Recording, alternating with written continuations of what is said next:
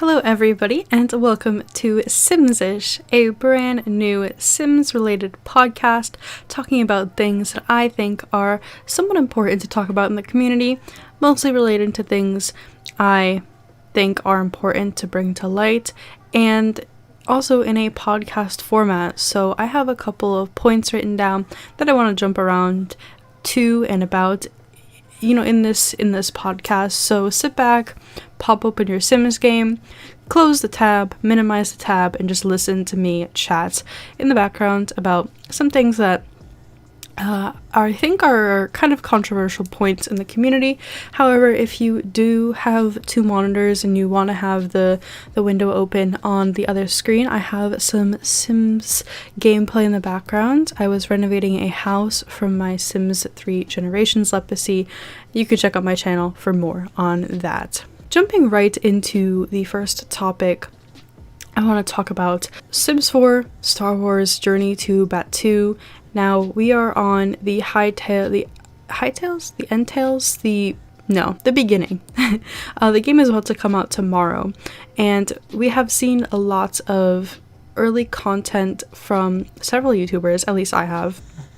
Plumbella made a phenomenal video talking about how the world is just one giant shell. There's only one lot in that main downtown area that's actually enterable, is that a word? You can enter it, and the rest is just set dressing, which, wow, there is so much to unpack in that little sentence, that little space that I just said. The fact that the whole world is a shell minus one little area, and it's not even a lot, is just mind-boggling. The fact that this is what the game has come to. Can you imagine if 4 years ago, so we're 6 years into Sims 4 at the time I'm recording this, if 4 years ago we got something like this, I feel like this trend of little to no lots in worlds, the worlds being mostly set dressing instead of actual lots, started with Del Sol Valley that came with Get Famous. Does anyone else feel like that? Because in that world we had, I think, a total of five public lots? I'm just thinking off the top of my head, so I'm sure there's going to be someone that corrects me in the comments, and if you do, please be nice about it. I don't have my Sims game open at the moment, so I can't tell you how many lots there was exactly, but there was something like 5 public lots, and then there was that little area that has 3 residential lots, and then the really expensive mansions, which I think 6 residential lots or something along those lines is okay. That's okay. I don't have a problem with 6 residential lots, especially because 3 of them are for forwarding the narrative that Del Sol Valley is meant for rich people. I think 3 out of the 6, that's a good amount of like mansions and stuff. And honestly, there's an empty lot in Del Sol. You know what? I'm just trying to like make myself feel better that Del Sol Valley has so little lots in it. Now that I say this, let me pop open Del Sol Valley because I don't want to be wrong. Let's see. So the first thing that autofills is lot sizes. Okay, so there's 1, 2, 3, 4, 5. Yes, there's 5 public lots, and then 1, 2, 3, 4, 5, 6 residential. Wow, I was like almost exactly right. I don't have a problem with the residential. However, if you look at the map of Del Sol Valley, there's like so much what I think is like extra space on the map, you know what I mean? There's some houses on the map that aren't even like drawn in, that aren't even in the damn game.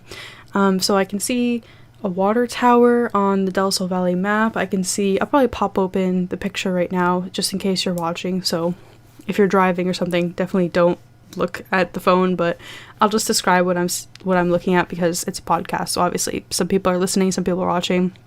But there's these 3 houses on the map that are not lots, they're kind of just drawn in, and that just sits weird with me. The fact that they drew in these 3 houses but had no intention of actually making them, a real residence, like that just kind of sits weird. I feel like Possibly they should have made it like another community lot instead of kind of teasing us with these extra residential areas. But I don't have a problem all that much with the residential area of Delso Valley. I feel like the more so the problem is the public lots and the lack of public lots, and the fact that there's only one empty lot I feel like was also something that didn't sit right with most of the Sims community. Even if EA had left an area in Delso Valley completely empty, like an empty, empty lot like we have in Newcrest, except just that little tiny neighborhood is empty lots, rather than having no lots, so there's no ability to build more houses in Delso Valley. I feel like that would have been better. But anyways, back to my main point. The point I was trying to make is that this whole problem with there being little to no lots definitely arose with Delso Valley and Get Famous. So take that as you may. Was the game even good up until Get Famous? Like, I don't want to say that Get Famous was the decline of Sims 4, because let's be honest, the game was never up to par as is.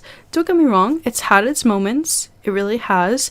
The thing that is pretty strange is that all the things we in the community want are not like they're not big asks, you know what I mean? They're things that you would kind of, you use them and you do them in your everyday life. So it kind of sits weird that the things we as a community want are like the bare minimum, like they're the life essentials, yet it's like twisting or pulling teeth, like twisting someone's arm or pulling teeth, getting the developer team to add them into the game. Now, this is a point I have later, and I'm probably going to reiterate it later down the line. I don't want this podcast to be me bitching about The Sims 4 and then saying, well, the developers could have done this and this and this. Because think about it like this, okay? Alright, everyone close their eyes. If you're driving, don't close your eyes, but just imagine with me here. Let me set the scene a little bit. Let's say you have gone to school for 4 years, gotten your bachelor's degree. By school, I mean university, of course.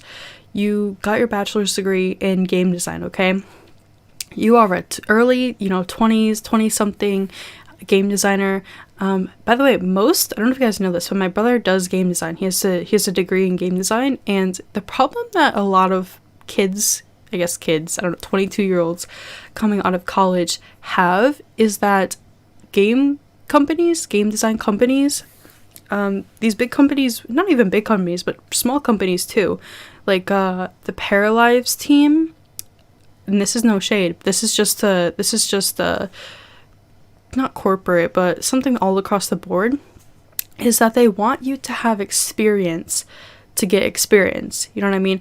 And I don't think this is just for the game design field. I think it happens in many other fields, but it's hard to get a job in game design from what I understand, because they want you already to have game design experience in order to work at their company, which is obviously a problem. So my brother has been working, he worked coding for the government and just a bunch of things relating to his degree, but not exactly for his degree. Like, game design is his end-all be-all. It's something that he really wants to do, and he does it on his own time. He does it as like a hobby. He works with a couple of friends that are also interested in game design and stuff like that, so he has that going for him, just on the side.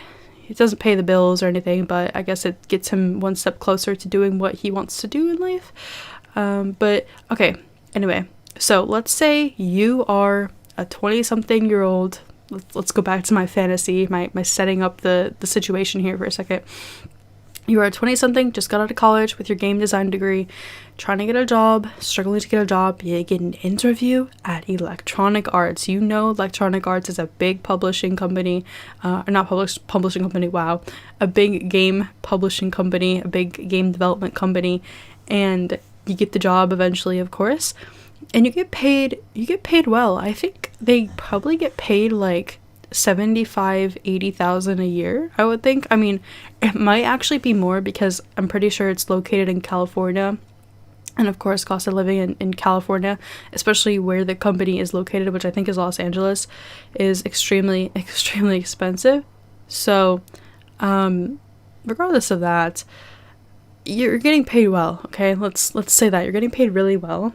And your job consists of sitting down at a desk and coding games for 8 hours a day. You sit down at 9 a.m., you don't get out until 5. It's your typical 9 to 5 job, but you're working doing something you love to do, and obviously at one point or another you had a passion for.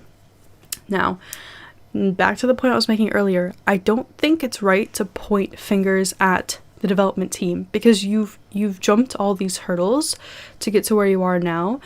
Like I mentioned, most game companies want experience to get experience, and so most of these people working at EA, this isn't their first rodeo. Take a look at the ages of the sim gurus. Like, there's a common trend. Most, if not any of them, are not young. Like, they're in their 30s and 40s and stuff like that. So these people have done this. Like, this isn't their first go around the bend. I highly doubt, especially working at Electronic Arts, one of the biggest game development companies in the entire world, I really doubt they want to make a shitty game. So I don't think it's right to point fingers at them. I would more so point the attention to probably the board of developers, the head people at EA.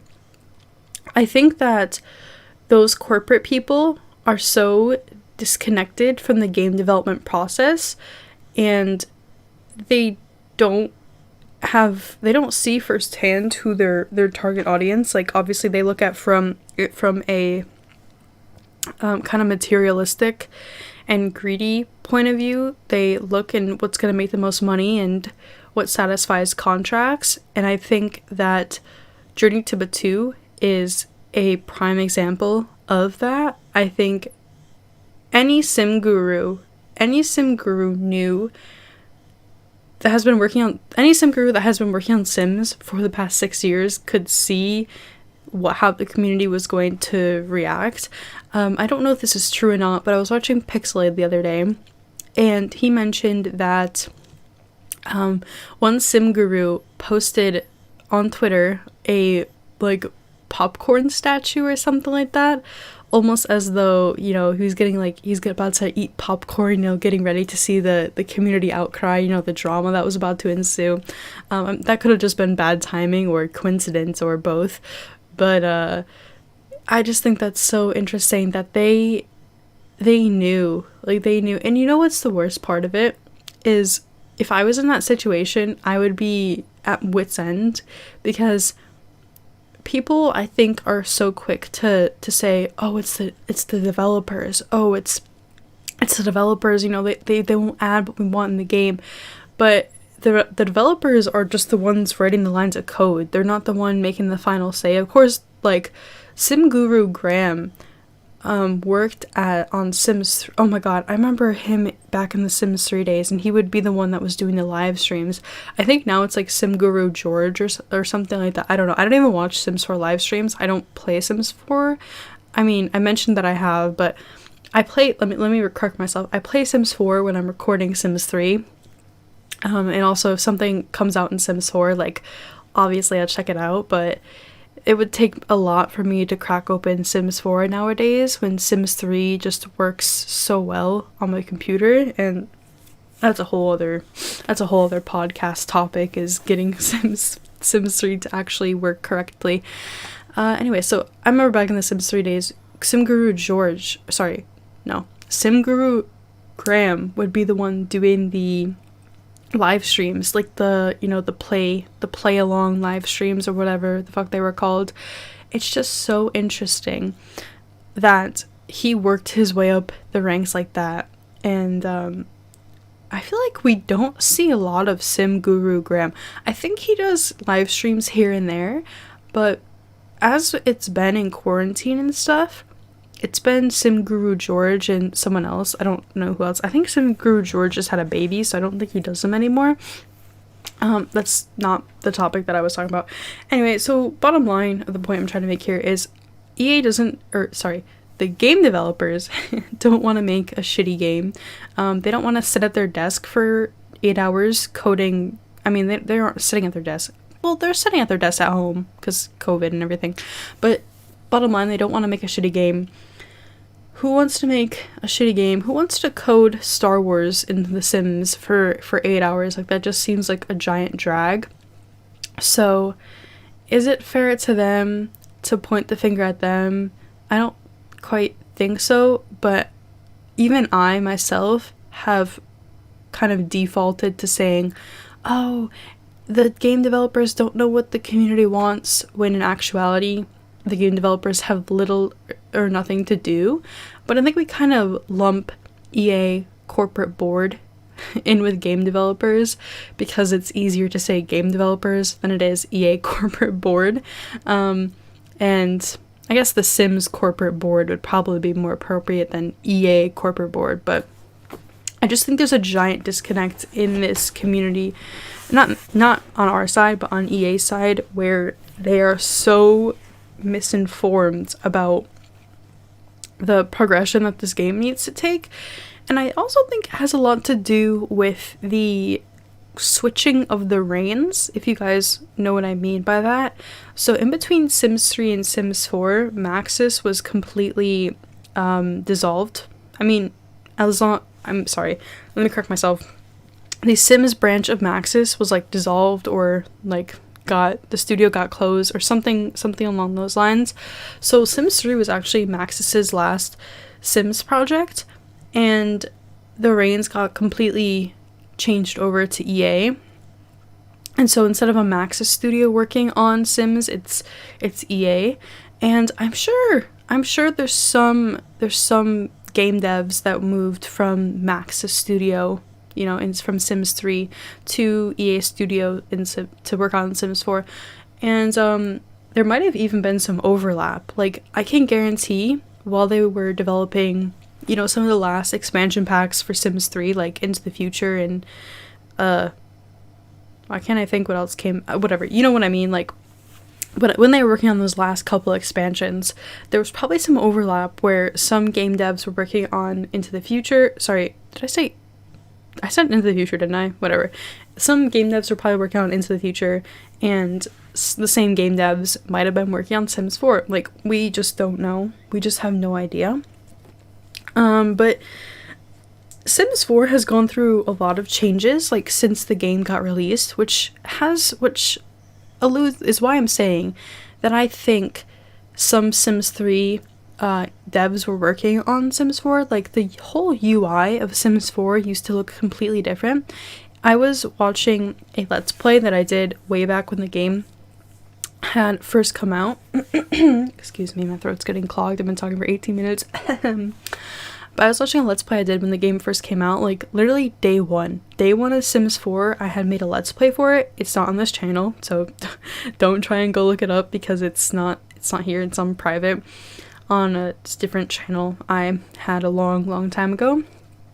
And the whole UI was different. Like, I had a sim age up in my Let's Play of Sims 4 base game, and the trait system, like, was a completely different interface than what we have now. It's just very strange how much it's changed.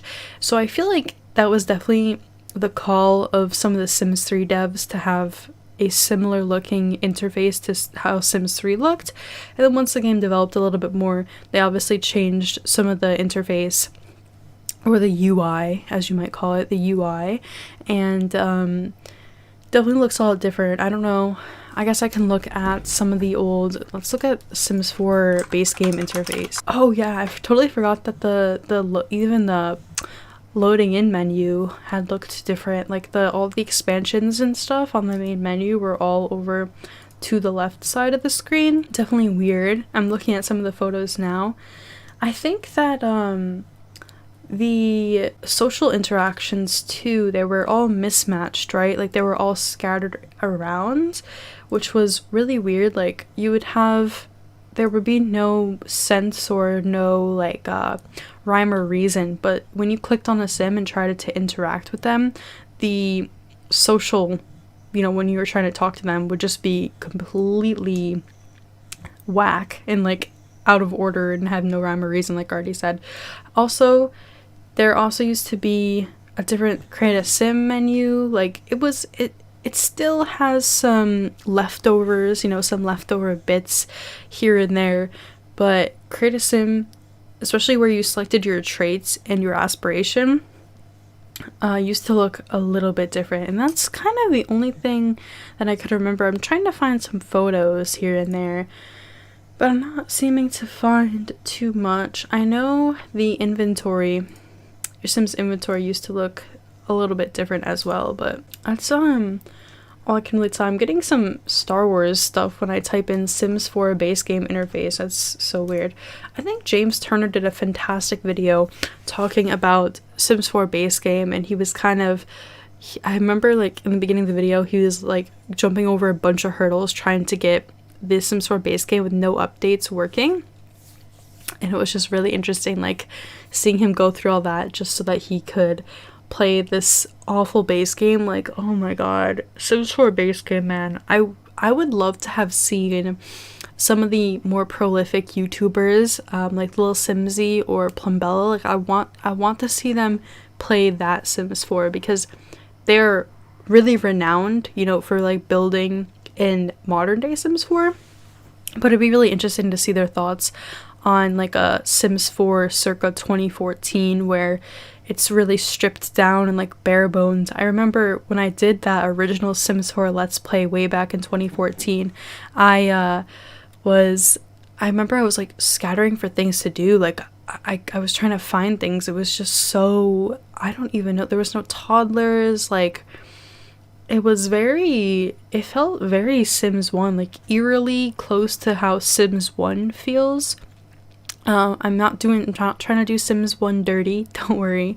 I have a profound appreciation for that game. It started it all. I don't know how I'd be able to bitch or complain about it when it literally created the entire foundation for The Sims. And of course, the firstborn baby is your test run, right? Sims 1 was the test run and the foundation for the rest of the series. And I think we've only gone up since then. However, and yes, we have gone up with Sims 4, of course. Have you looked at the graphics? They are very beautiful. Speaking of the graphics, this kind of leads me into a whole other tangent. But let me get back to what I'm saying about Sims 1, and then I'm going to circle back to the graphics tangent that I want to talk about here for a second. I was thinking the other day that even though Sims 4 is like really primitive and feels kind of like a cold, callous shell, it's definitely better than Sims 1, and Will Wright worked on Sims 1, so how literally how can I complain? It's just kind of weird that Sims 1 Sims way back in 2001 have more personality than a Sims 4 sim. 19 years later, it's just kind of sits really weird with me. But okay, now back onto the tangent I was about to go on with the graphics. So I think it's, oh my god, what is her name? Simmer Aaron. I think, yes, that's her name, Simmer Aaron. She posted a video the other day. I think she was gathering, sorry, my dog is snoring really loud in the background. She posted a video the other day gathering comments from the community and talking about them.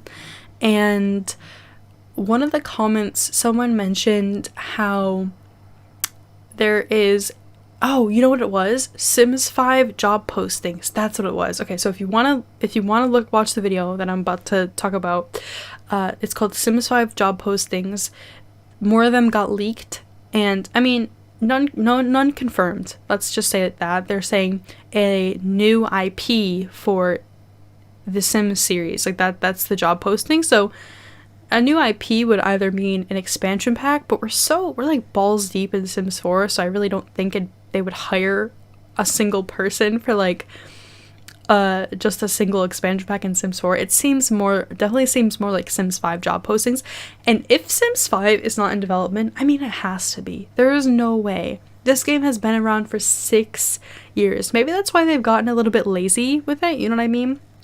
It just feels weird that the game wouldn't be in development. And I want to circle back. I have so many tangents. I need to write these things down. So someone mentioned in the comments of Simmer Aaron's video that they are hiring an extreme amount of graphic artists and graphic designers and so forth. Now, they also, playing devil's advocate, they also said that this could be because obviously the renders you see of on the cover of your Sims games and on the origin listings, like the graphic artist has to render those out.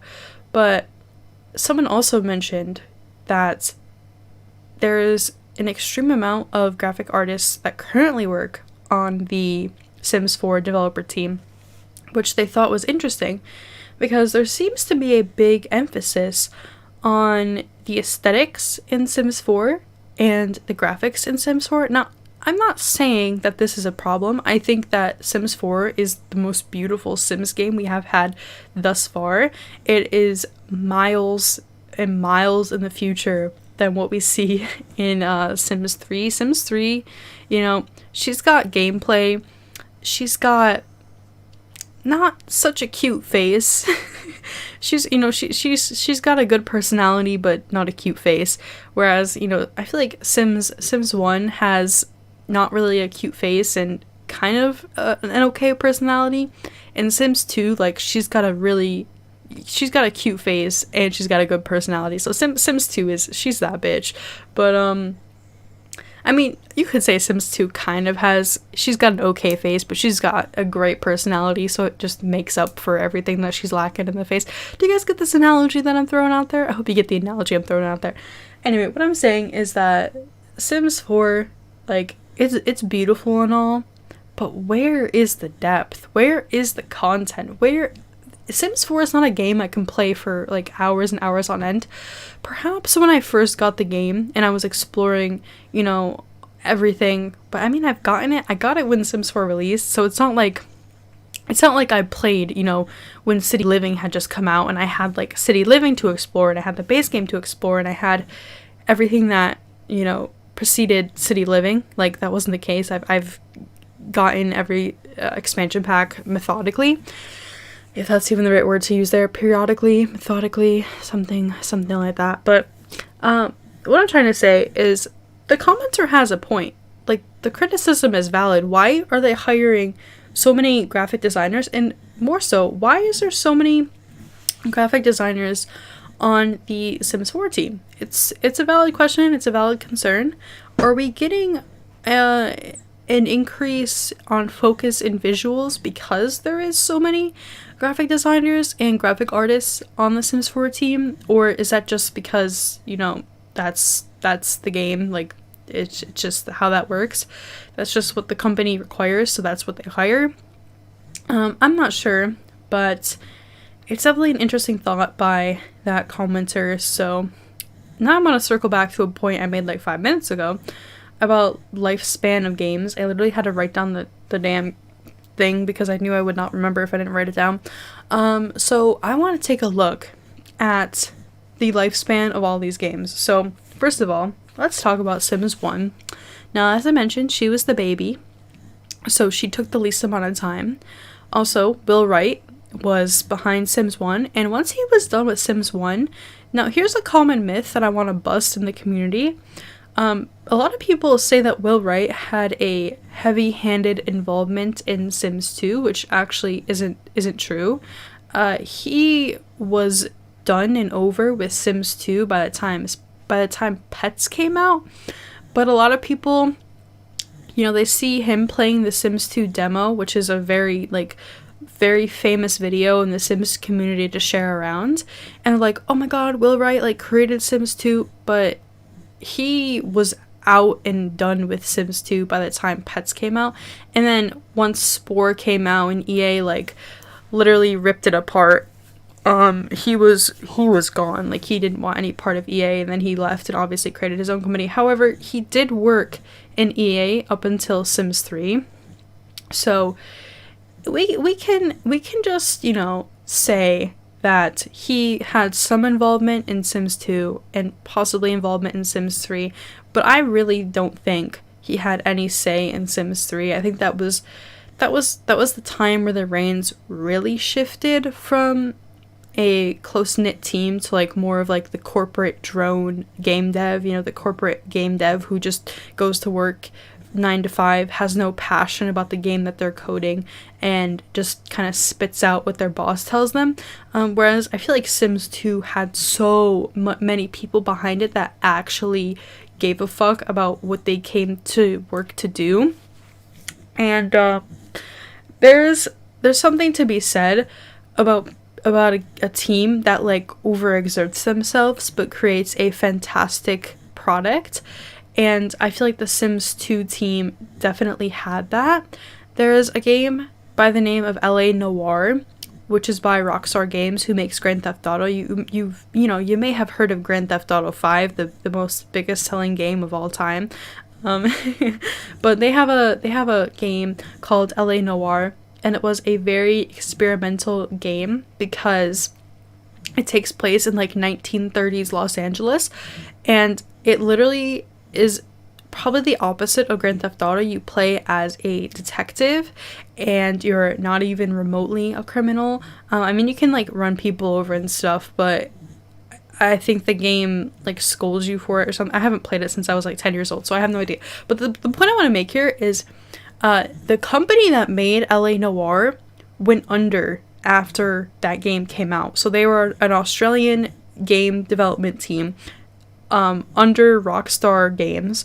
So they were like they were the ones developing the game, and then Rockstar was like the ones publishing the game. So it's kind of Rockstar's name on the finished product, but obviously Rockstar sent their game devs over to Australia to help them work on LA Noire. Anyway, so the team was headed by a guy named Sam Hauser, and he had the team working like 70-hour days a week because he had his heart and soul in that product. Now, there's a big controversy with Sam because some people say, the game devs say that he was like really abusive towards them, and that if someone didn't meet their quota for the week, then they would get fired, and they would constantly be having this like circle of game devs that would be coming in and out and in and out and in and out, because if they couldn't meet that 70 hours a week quota, then you're done and out, because they needed, they had to hit a deadline by the time that this game ended. Now, I'm not condoning what he did, but I think his heart was really in the game, and I think that's why LA Noire is kind of seen as Rockstar's very experimental project, but it's known as one of their most famous games outside of Grand Theft Auto 5. So it's interesting perspective there, and you can kind of, I bring this story, this anecdote up because I want to talk about Sims 2, and that game had so much, like, you play that game and you can feel, the heart and soul and blood, sweat, and tears that went into Sims 2, and I think that feeling kind of, by the time Sims 3, the last expansion pack of Sims 3 came out, you could kind of feel that dread and like, okay, like we're done with Sims 3 finally, okay, let's move on to the next thing. And that feeling stayed for the beginning of Sims 4 and just, throughout the Sims 4. I feel like there's no heart put into the game anymore. It just feels like a really callous and like cold shell of what the game once was. And I definitely feel like the game devs are meeting a quota of lines of code that they're writing, and then they send it in, and like they're like, okay, I'm done, I don't want to think about this game for the rest of the weekend. And now let me correct myself here. I don't think your work and personal life should mesh. I think that's really unhealthy. I think that there should be a separation between personal life and your work and stuff. But Will Wright was notorious for having no barrier between his work and his personal life. Like he went hard with Sims 1, guys. Like he really, that was his passion project. That was the game that he really wanted to make, and he made it. I don't know if you guys knew this, but kind of a fun fact about Will Wright. So his, let's see if I can find it right here so I don't misquote what I'm about to say. After a fire destroyed his home and he had to recreate everything in his life, from his house to valuables, Maxis was resistant to the idea of The Sims and ultimately refused to develop it. However, in 1997, Maxis was acquired by Electronic Arts, who were ultimately more receptive to Wright's ideas. Despite this, The Sims was still considered a gamble, and only a limited number of copies were initially produced. The Sims went on to defy expectations, becoming one of the most popular video games of all time. And that is from the sims.fandom.com/wiki/Will Wright. And below this, it states that Will Wright was not directly involved in the development of The Sims 2 or later games in the series, though he is still given special credit for its initial creation. Now, I don't think he wasn't directly involved. I don't think that. I think that he had I think he had a hand in it, honestly, because if you're the original creator of the series and then you're getting a spin-off sequel, you know, it just sits weird with me that he would have no say in The Sims 2. And we also see those Sims demos where he's literally playing the game and he says, he uses the term we, and this is a quote from the video I watched earlier of him playing the Sims 2 demo. He says, "We have built a new environment very different from Sims 1, where you can place trees and water towers, etc., etc., etc." Like, he says we, you know, the all-encompassing term we, and in that regard, I think he had a hand in it. I don't think he had a heavy hand, but I think he definitely had something to do with it, which is why I still stand by the statement I made that Sims 2 had so much love and heart go into it because it was made with, you know, Will Wright in mind, and at least some, you know, he had some involvement in the game. But I saw earlier that someone commented on Mod The Sims. They would like ask about Will Wright and stuff. They were like, so someone else said that not the original poster who was asking about Will Wright, but someone that responded said that he was definitely gone and didn't really have that much involvement by The Sims 2 pets. So believe what you may, I think he definitely had something to do with at least base game Sims 2, and that's all that matters really, because he just like gave it some steam. Like, he got Sims 2 going, and then, you know, Max just took the reins from there and obviously developed it into probably the best Sims game in the entire franchise, and the one that the most people compare. They're like, I wish Sims 4 could be more like Sims 2, and then they say what they want from Sims 2 put in Sims 4. So, and then obviously Sims 3 is the next, like, Sims 3 was great, let's have so-and-so put in Sims 4 like it was in Sims 3, you know. So people definitely use Sims 2 and Sims 3, and they compare it to the Sims 4, which I don't think is fair at all. But I was going to circle back to the lifespans of games, and I went on this whole tangent about our Lord and Savior, Will Wright. Oh, by the way, another thing about Will Wright is that in his interviews with, like, you know, journalists and stuff, they try to ask him what he feels about Sims 4 nowadays, and he kind of skirts over the question, and it just piques my interest even more. Like, what would he think? How would he feel about Sims 4 in its current state? I think he's a person, like, he obviously has some strong opinions. I mean, you and me have opinions about Sims 4 ourselves, so why wouldn't the original creator of The Sims not have an opinion about Sims 4?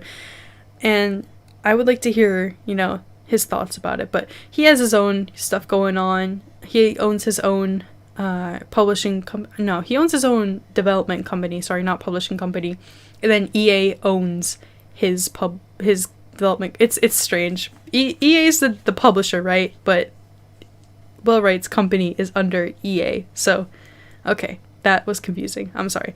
But back to what I wanted to talk about earlier. Lifespans of games. So Sims 1 lasted from 2001 to 2005. Sims 2 came out in 2006. There might have been some overlap, so let's safely say 2005 Sims 2 came out, okay? Or at least it was in development by 2005 and then came out in 2006. I was 5 years old at that time, so, and I don't have numbers in front of me. This is just from what I know about my Sims history. So, yeah. And then the game that I do know, Sims 3 came out June 2009. Yes, that's right. Okay. And then it was done by 2014 because Sims 4, which, Jesus Christ, I'm not even gonna say what I was just thinking about Sims 4, came out in 2014. Obviously, 6 years later, we're still fucking working with this game. Now, Sims 1 lasted 4 years. Sims 2, which is revered as the best Sims in the series, lasted 4 years max. Why is Sims 4 taking 6 years? Can I ask? Like, holy shit. There's a quote on Simmer Aaron's, sorry. I watched this video by Pixelade, and it's called Reading Your Honest Thoughts on the Sims Team's Statement. Now, if you're watching this maybe years into the future, in September 3rd, 2020, the Sims 4 team released a statement stating that basically the next expansion that they're currently working on, which they will announce in the next upcoming weeks, doesn't have anything that we are currently missing from the game, i.e. cars, babies, farms, and bunk beds are not a part of this game, quote unquote. And they say, we understand how important these features are to you, but we want to be honest that they are not parts of this upcoming pack. Like, I'm pretty sure people would pay money for just cars, babies, farms, bunk beds in one pack. Which, if they're making this statement, so let's say that this game lasts another 2 years. God forbid this shithole lasts another 2 years. Okay, God fucking forbid it. But if it does, I'm interested to come back to this video and see if we have cars, babies, farms, and bunk beds. Like, and by babies, they mean like upgraded babies. Obviously, babies that aren't tied to a bassinet, which is weird. Like, I was talking earlier in this video about how since the, conception of Sims 4 and, release day Sims 4, September whatever, 2014, how the game has undergone so many changes, like in interface and the Sims inventory, and there's just so many changes that the Sims 4 has made, yet it just really feels kind of like primitive that these babies are still tied to the bassinet. Like, doesn't that feel a little bit primitive? In what other game have the babies been tied to a bassinet? I think in Sims 1, okay? In 2001. 2001! 19 years later, babies are once again tied to a bassinet. It sits so weird to me. It definitely feels like one of those features that they're like, oh yeah, like, we have a deadline, we have to get this game out by September something 2014, like, let's just make, half-ass the babies, and then later down the line we'll fix them. But like 6 years later, I guess it just got pushed further and further and further down on the priority list. But is cutting meat and taking care of worms, is that really high up on the priority? Like, did eco living need to happen before babies got untied to a bassinet? It's just so strange. And I don't think that babies being untied to a bassinet by any means fixes the serious issues we have with Sims 4. But I think it's a good start because there has been little to no, besides firefighters, like, which kind of indicates more NPCs are coming. We haven't really seen too much of EA taking feedback from the community and actually implementing it into the game. Like, as of now, skin tones, which for the past 6 years have been ashy and non-inclusive have not even been added, and they said that they're going to add them by the end of the year. Obviously, it's 2020, almost 2021, so I guess we'll see, in the next upcoming months. And once again, if you're watching this years in the future, you know the answer, so congrats to you. You know the answer to all these questions I'm posing right now, but if you're watching this right now, then you as well don't know the answer. And by right now, I mean like as I'm, recording and uploading this. So regardless of that, this game has gone on far too long, taking little to no community feedback, and Pixelade made a video, once again circling back to this, saying, reading your thoughts on the Sims team's statement, and I just told you the statement that they give, which, oh my god, my dog, do you hear her in the background? Brandy, are you okay? Someone commented on Pixelade's video saying, with 6 years, full-blown complete games can be made. True. That's a true statement. I'm not sold on EA's excuse for the state of the game currently, obviously in 2020. So they had a point. Full-blown games can be made in 6 years. I think Grand Theft Auto 5 was made in 6 years, which obviously, as I've mentioned in this video, I play Grand Theft Auto quite often, so that's why I know a lot about it. It's just insane, guys. It's just insane that Grand Theft Auto, the highest selling game, was made in the time that The Sims 4 has been in development, and still we're not done. Like, I think if we have another 2 years in this game, I think that there's gonna be very few people happy with the current state of EA. Once again, I don't think it's right to send hate to developers because they're working as they're told to do. They're doing what they're told to do. They're not the ones that are making the final call. So there's a big gap between the corporate people and the game devs, whereas I think that gap was a lot smaller, say 10 years ago when Sims 2 was out. And so that's why I bring up like Will Wright and stuff. Like he was a very down to earth and cared a lot about his game, and like he took it to heart. And I think that is just missing. I think that there's such a big divide between the people who are making the shots and the game devs, whereas Sims 2, like the people who are making the shots were the game devs, the people who are calling the shots, were the game devs, and Will Wright was one of them. So all hail Will Wright, right? Okay, well, I think that's all I want to talk about for this podcast episode. It's been 45 minutes just me talking and my dog snoring in the background, so if you heard that throughout the video, that's my baby. She's asleep right now. She has a blanket wrapped around her, and her head is hanging out of her bed. And she's looking at me, talking about her. Okay. Well, guys, I hope you enjoyed the first episode. There will be a second one coming. There will be. I don't know if did I just enunciate enough? I'm not sure. There will, right? No, okay. There will be another episode coming. I still have points I want to make, but I don't think that they quite fit in this video. And I think that this one was really fun. I love talking just freely.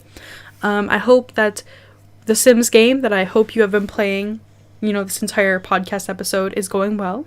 Did anyone have a baby in your Sims game?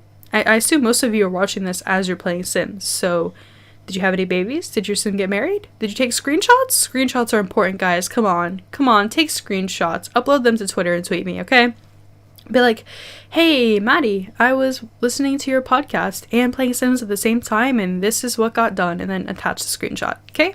I want to hear about it, please. Okay.